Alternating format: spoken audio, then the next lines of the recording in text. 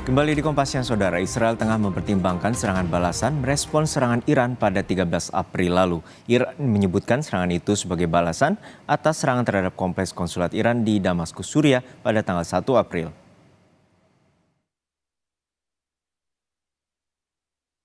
Meski ada permintaan untuk tidak membalas, Kepala Militer Israel bilang akan merespon serangan Iran. Hanya saja, tidak dirincikan kapan dan seperti apa respons yang akan diberikan.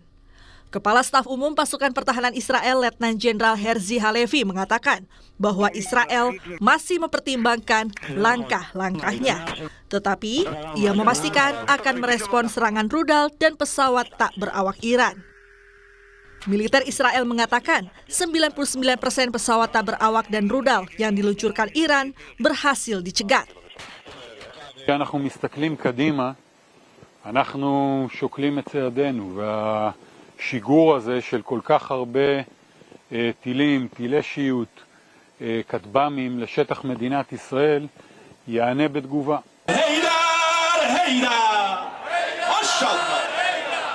Di Teheran, Iran, ratusan orang berkumpul di pusat kota mendukung serangan terhadap Israel.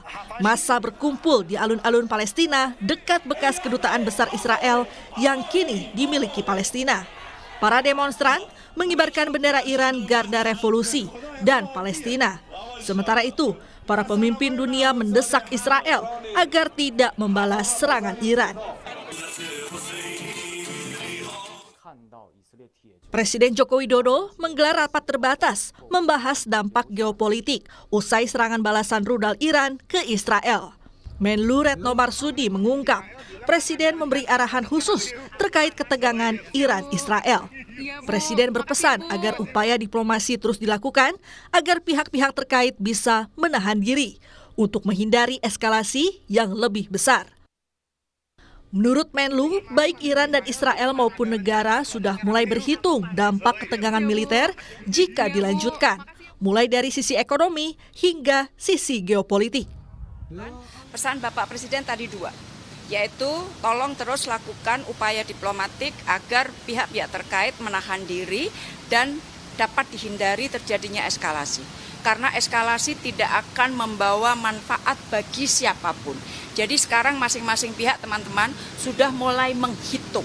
Jika terjadi eskalasi, maka dampaknya seperti apa terhadap masing-masing negara. Baik harga minyak, harga kebutuhan yang lain, maupun nilai tukar dolar dan sebagainya, sebagaimana yang kita lakukan pagi ini dan Pak Rapat langsung dipimpin oleh Bapak Presiden dan juga Bapak Wakil Presiden dari sisi ekonomi. Sabtu 13 April 2024, Iran meluncurkan ratusan drone dan rudal balistik ke wilayah Israel. Iran menyebut serangan ini sebagai balasan atas serangan terhadap komplek konsulat Iran di Damaskus, Suriah pada 1 April lalu. Menurut Iran, Israel bertanggung jawab atas serangan yang menewaskan 2 jenderal Iran tersebut. این عملیات از نظر ما خاتمه یافته است و قصدی بر ادامه این عملیات وجود نداره. اما چنانچه رژیم صهیونیستی اقدامی رو علیه جمهوری اسلامی ایران چه در خاک ما و چه در مراکز متعلق به ما در کشور سوریه یا جای دیگری انجام بده، عملیات بعدی ما بسیار بزرگتر از این انجام خواهد شد. Dalam serangan itu, Iran meluncurkan 170 pesawat nirawak, 120 peluru kendali balistik, dan 30 rudal jelajah. Salah satu sistem persenjataan yang digunakan Iran adalah drone Shahed 136 Kamikaze. Drone ini diklaim sulit dideteksi radar dan memiliki kecepatan 185 km per jam dengan jangkauan 2.500 km. Militer Israel merilis gambar yang memperlihatkan kerusakan akibat serangan Iran pada Sabtu lalu. Israel mengklaim telah mengantisipasi 99% dari 300-an drone dan rudal yang diluncurkan Iran. Untuk menangkis serangan itu, Israel mengandalkan sejumlah sistem pertahanan udara, salah satunya Iron Dome atau kubah besi. Iron Dome diklaim mampu mendeteksi dan menghancurkan rudal jarak jauh. Sejumlah negara barat seperti Amerika Serikat, Inggris, Jerman, hingga Italia banyak memberikan bantuan militer kepada Israel. Amerika Serikat memberikan bantuan amunisi, pesawat tempur, hingga pendanaan untuk sistem pertahanan udara Iron Dome. Dalam sidang darurat Dewan Keamanan PBB, Sekjen PBB Antonio Guterres meminta semua pihak untuk menahan diri dan meredakan ketegangan. The Middle East is on the brink. The people of the region are confronting a real danger of a devastating full-scale conflict. Now is the time to defuse and de-escalate. Now is the time for maximum restraint.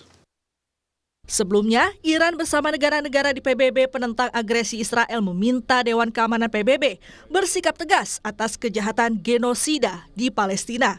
Serangan brutal Israel telah menewaskan lebih dari 33.000 jiwa, di antaranya merupakan anak-anak. Tim Liputan, Kompas TV. Serangan militer Israel ke kota Rafah pada Senin malam menghantam sebuah apartemen di kawasan Tal Sultan. Serangan itu menewaskan 4 orang termasuk seorang anak berusia 10 tahun. Jenazah keempat korban dibawa ke rumah sakit Abu Yusaid Al-Najir. Menurut keluarga korban, mereka adalah warga sipil yang mengungsi dari Beit Hanun dan mengungsi ke kota Rafah sejak awal perang. Perdana Menteri Israel Benjamin Netanyahu mengatakan atau menyerang kota Rafah yang dihuni oleh sekitar 1,4 juta warga Palestina yang sebagian besarnya adalah pengungsi dari wilayah lain di jalur Gaza.